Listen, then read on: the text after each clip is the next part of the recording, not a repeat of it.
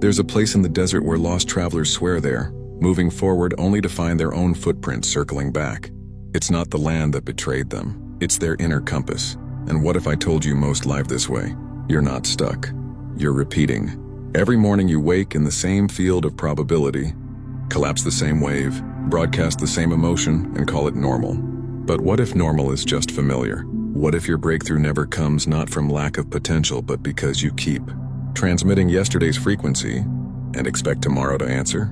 Real change doesn't come when you want it. It comes when you become so vibrationally incompatible with who you were that the quantum field must root reality. But here's the paradox.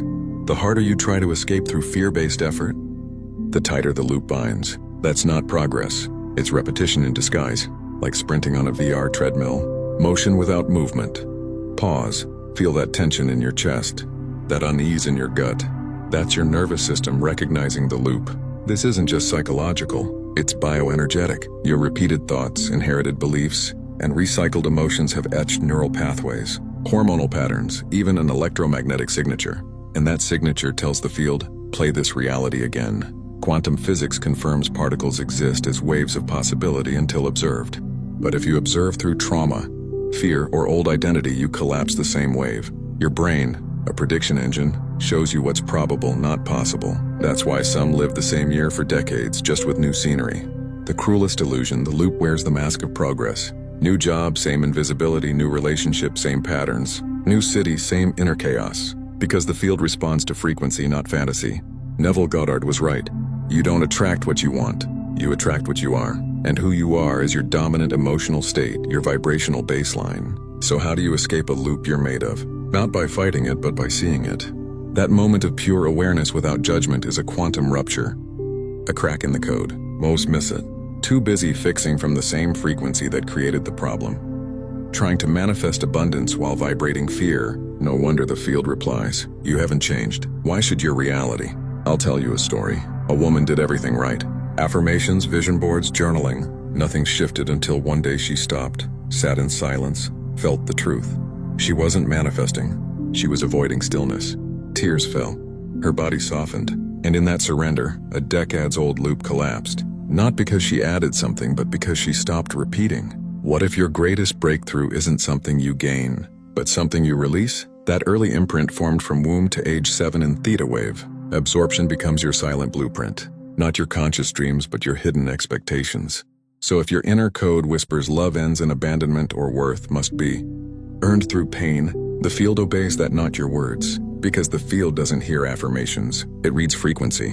And your frequency is shaped not by what you say, but by what your nervous system believes. That's why I am worthy rings hollow when your body screams, I'm not safe. Contradiction creates noise, not coherence. And noise doesn't collapse waves, it echoes in the void. But the field is responsive. Shift your core vibration, your source code, and the mirror reflects something new. Think of your life as a song on loop. Rewriting lyrics won't help if the melody stays the same. To change the song, go to the mixing board. Remix the emotional bass frequency. This isn't about fixing symptoms. It's rewiring the signal that generates them. As Joe Dispenza says, if your reality reflects your personality, change your energy signature. This isn't self-help. It's quantum law.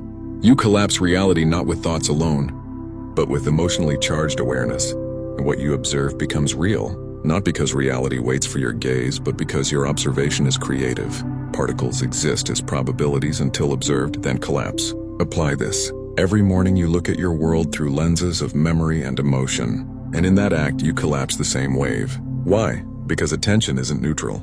It carries your frequency. Check your bank account from scarcity. You're not just seeing numbers. You're broadcasting lack. Scan for rejection from unworthiness. You're not reading the world. You're projecting the past. Each proof exists only because your frequency called it into form. This is the observer trap, a quantum echo chamber where inner state shapes perception and perception reinforces inner state. Your attention is hijacked by trauma, noise, stories that aren't yours. And your nervous system resists new frequencies. Not because they're wrong, but because the unknown feels like death to the survival brain. You can visualize a new future, but if your frequency is rooted in the past, you'll collapse the old reality anyway. Imagine a painter with fresh colors but a fogged glass over the canvas. Unseen, your hands trace yesterday's outlines. The fog, your subconscious. The outline, your vibrational history. The painting, your life on repeat. Your attention isn't just a spotlight, it's a scalpel. To collapse something new, change not what you look at, but how you look and from where. When attention lives in survival, fear, control, predictability, you collapse the safest, most familiar world, the one you've already lived. But shift into heart coherence, into the witness beyond identity, and your lens widens. Now you don't just see what is, you sense what could be. You stop forcing change and start attracting the unexpected. Through elevated observation, the field doesn't give you what you look at. It gives you what you become while looking. Become lack, get scarcity. Become gratitude. The feeling of already having, and the field mirrors the match. What you focus on expands is incomplete.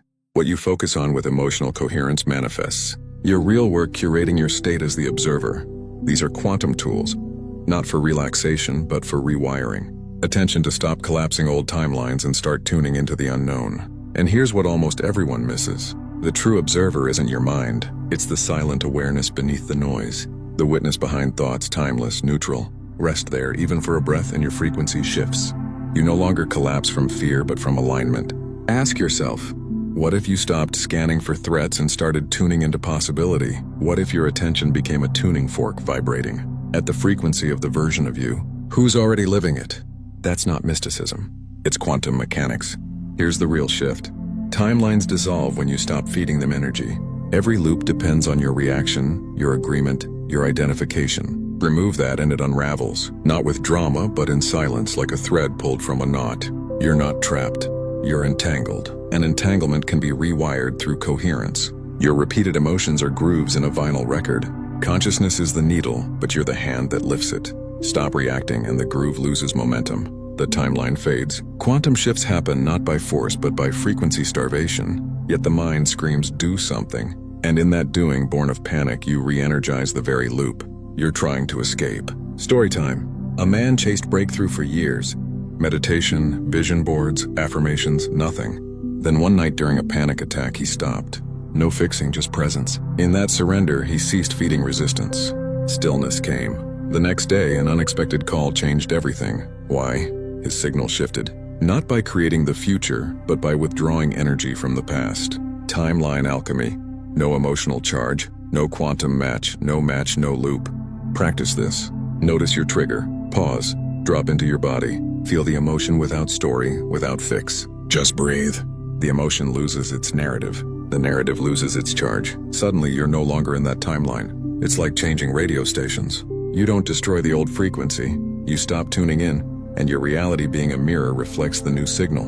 Imagine feeding a wolf daily at the forest's edge. One day you stop. It howls, waits, returns, but you offer nothing. Eventually, it wanders off. Your loop is that wolf. Your attention, it's food. You don't need to know what's next. You only need to stop feeding what's dying. The field doesn't need your plan. It needs your availability, an empty channel. But the silence between loops feels like death to the ego. So we rush back, reattach, feed the wolf just once more. But you've seen the pattern. You know the cost. So right now, declare your shift. I bring my energy to a new timeline. Let that be your first broadcast. You're not here to observe the new timeline. You're here to become it. The field doesn't respond to wishes. It mirrors who you are. You attract not what you want, but what you're coherent with. And coherence isn't faked. It's lived in breath, posture, quiet, certainty. Science confirms everything vibrates, but coherence makes vibration powerful. A laser isn't just light. It's focused, synchronized light that cuts steel. Your consciousness works the same. When heart, brain, emotion, and intention align, you become a living transmission tower. The field has no choice but to mirror that signal. You don't stumble into coherence. You embody it now. Speak from it. Walk from it. Decide from it even if the world hasn't caught up. The field doesn't wait for proof. It responds to your state. Want abundance? Feel sufficiency in yourselves. Want love? Become the frequency of already being loved. Not from validation, but from inner knowing. Want freedom? Move as if expansion is your birthright. The field doesn't judge. It reflects. So if you wait for evidence before raising your frequency, you collapse. Not yet. And that becomes your reality. But collapse time. Become the frequency first. Then reality bends. Synchronicities arrive. Doors open. Not by luck, but by resonance. Desire isn't enough. Alignment is the dial. Stop chasing outcomes. Chase states. Ask, how would the version of me who already has it feel? Speak, breathe, then live from there. This isn't pretending. It's practicing a new signal. Coherence strengthens with repetition. This is what Neville meant. Assume the feeling of the wish fulfilled, not fake. It becomes so identical to the fulfilled version that the field can't tell the difference. When it can't, alignment is instant. The shift is already in motion. What if the field isn't out there? What if you are the field localized in a body, playing a frequency to experience reality? Then transformation isn't external. It's remembering the infinite you already hold and tuning back in. At the crossroads of known and unknown, will you collapse back into safety or expand into truth? Your loop isn't just a pattern, it's an identity. Releasing it means grieving who you thought you were. That's why most relapse not from lack of desire, but fear of emptiness. Suffering feels safe when it's part of your story, but you don't need to fix the old self. You only need to stop resonating with it through sustained embodiment, not 5 minutes of meditation, but living, speaking, choosing from the new timeline, as if you've already crossed over because you have. The signal is sent. Will you stabilize it long enough for reality to reorganize? The loop will call you back in doubt, urgency, old cravings disguised as wisdom. But once your body knows how freedom moves, how peace breathes, you can't unknow it. This is your quantum exit. Not escape, not war, but transcendence. From reaction to creation. As Neville said, change your conception of yourself and you automatically change the world. Not poetry, physics. When your inner signature no longer matches your old world, it dissolves. Not in punishment, but in disentanglement. So, how do you stay out for good? Remember, you are the field, not a beggar, not a passenger. You are pure potential in human form. Designing reality with every breath, every choice, every moment of coherence. Choose the unknown as home. Hold gratitude before evidence arrives. Make your inner state non-negotiable. Never trade your frequency for the comfort of who you used to be. The field responds not to effort, but to embodied truth. And your truth isn't small. It isn't repetitive. It isn't a loop. It's a signal calling a new reality into being. If you felt even a whisper of this shift, you know there's no going back. Only deeper, only higher, only true. And if you're ready to live this, not just understand it, I've created Awaken Your Quantum Power, a guide to align, stabilize, and amplify your signal, so your life becomes a living broadcast of your highest frequency. Remember, you're not manifesting a new reality. You're remembering who you are and collapsing everything that no longer belongs. Welcome to the shift. We're just getting started.